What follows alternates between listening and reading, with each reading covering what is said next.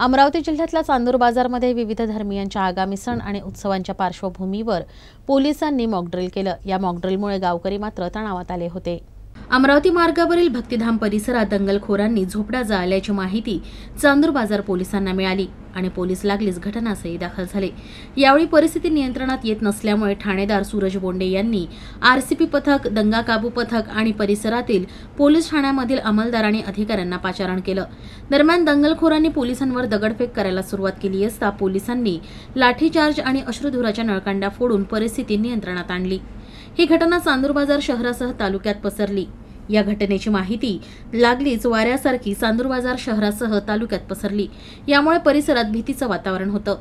परिसरातील नागरिकांनी घटनास्थळी धाव घेतली असता आगामी लोकसभा निवडणुकीच्या अनुषंगाने पोलिसांनी मॉकड्रिल घेतल्याचं कळलं आणि सर्वांनी सुटकेचा श्वास घेतला।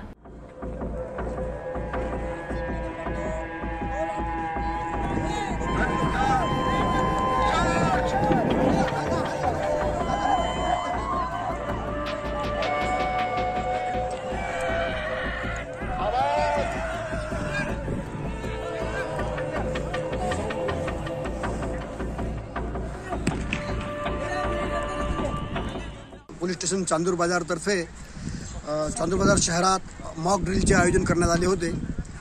सदर मॉक ड्रिलमध्ये आरसीबी पथक, police station Brahmanwada, Thadi, police station Shirasgaon Kasba आणि पोलीस स्टेशन चांदूर बाजार येथील सर्व अधिकारी आणि अंमलदार सहभागी झाले होते।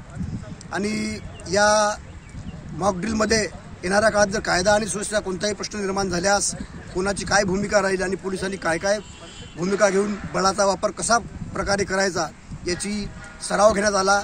सराव अत्यंत उत्कृष्टपणे पार पडला। सदर सरावाचा येणाऱ्या लोकसभा निवडणुकीच्या अनुषंगाने आणि इतर सण उत्सवाच्या अनुषंगाने फार उपयोगी ठरेल अशी मला खात्री वाटते।